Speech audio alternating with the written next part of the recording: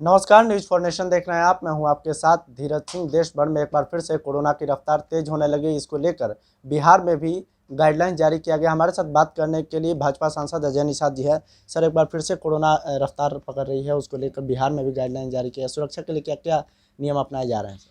देखिए, जो दूसरा लहर जो है वो काफ़ी खतरनाक है, जैसा डॉक्टर लोग बता रहे हैं।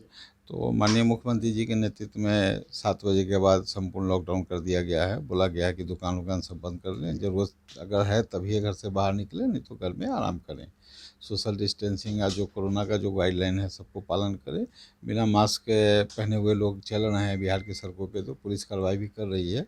सबसे बड़ा चीज़ है कि 2 गज की दूरी और मास्क, ये जब तक मेंटेन नहीं करेंगे, अगर कोविड का वैक्सीनेशन ले भी लिए हैं तभी भी आप सुरक्षित नहीं है, ये उसको पालन करना ही पड़ेगा। जो सरकार दवा का जो असर है, जो जब तक वो पूरा सिस्टम अपना डेवलप नहीं कर लेता है तब तक आप कोरोना से सुरक्षित नहीं हैं। तो उसको करने के लिए जो प्रक्रिया है, जो गाइडलाइन जो डॉक्टर समझा रहे हैं, जो सरकार समझा रही है, उसको पालन करना बेहद ज़रूरी है। टीका उत्सव भी मनाया जा रहा है, लेकिन बिहार में एक शिकायत ये भी आ रही है कि टीका जो करण चल रहा है उसमें वैक्सीन ही खत्म हो जा रही है। तो फिर कैसे सर डोज देखिए, प्रधानमंत्री जी की अपील हम लोग जगह जितने भी जनप्रतिनिधि हैं वो भी सारे जगह सब लोग को जागरूक कर रहे हैं। मैंने भी खुद जाके अपना मुजफ्फरपुर लोकसभा के सदर अस्पताल में जाके टीका लिए, लोग को भरोसा दिलाए हैं कि ये जो टीका जो है बेहद सुरक्षित है और इसका लेना भी अनिवार्य है।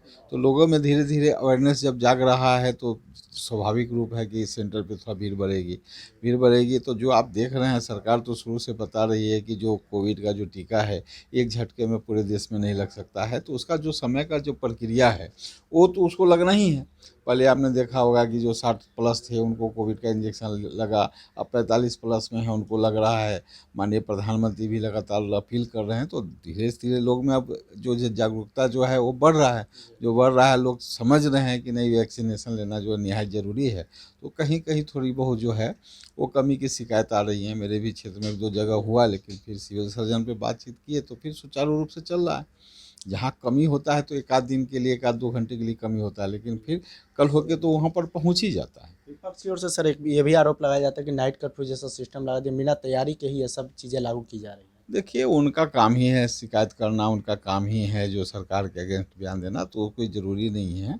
जो भी ये जो गाइडलाइन होती है, चाहे कोई भी मुख्यमंत्री हो चाहे कोई हो, वो खुद अपने से तैयार नहीं करते हैं। उसके लिए केंद्र के जो टीम है वो अपना रणनीति तैयार करती है। फिर माननीय मुख्यमंत्री से पूरा वीडियो कॉन्फ्रेंसिंग में पूरे देश भर के मुख्यमंत्री से बात होती है, उनका सलाह लिया जाता है, उनका निजी अधिकार भी है। जैसे आपने देखा होगा महाराष्ट्र में बेकाबू हो गया, तो वहाँ उद्धव जी का बयान आया है कि महाराष्ट्र में संपूर्ण लॉकडाउन भी हम लगा सकते हैं।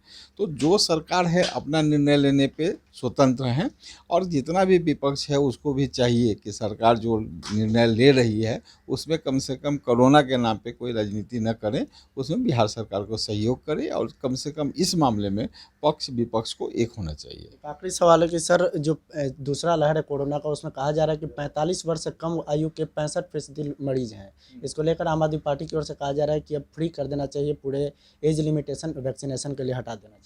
अब देखिए, दिल्ली जो है जान रहे हैं कि यहाँ तो केंद्र है, राजधानी है देश की, तो यहाँ पर तो प्रतिदिन लोग 1 लाख लोग आते हैं, 1 लाख लोग जाते हैं। उम्र से ज़्यादा ज़रूरी है कि चाहे वो रेलवे रिजर्वेशन के ट्रेन के थ्रू आते हैं लोग, चाहे हवाई जहाज़ के थ्रू लोग आते हैं दिल्ली में इन करते हैं, तो उनको कम से कम ये जानकारी होनी चाहिए कि कम से कम वैक्सीन जो ले लें उन्हीं को यात्रा की अनुमति देनी चाहिए। अगर इमरजेंसी में अगर कोई यात्रा कर रहा है तो कम से कम कोविड का जो टेस्ट रिपोर्ट है वो साथ में लेके चलें। तो इन कमी का जब तक हम लोग बंदी नहीं करेंगे, तो मान लीजिए अगर हम पूरे संपूर्ण दिल्ली को लगा भी देते हैं, लेकिन लाखों लोग तो दिल्ली में फिर आ रहे हैं, तो उस पर भी तो कंट्रोल करने की ज़रूरत है।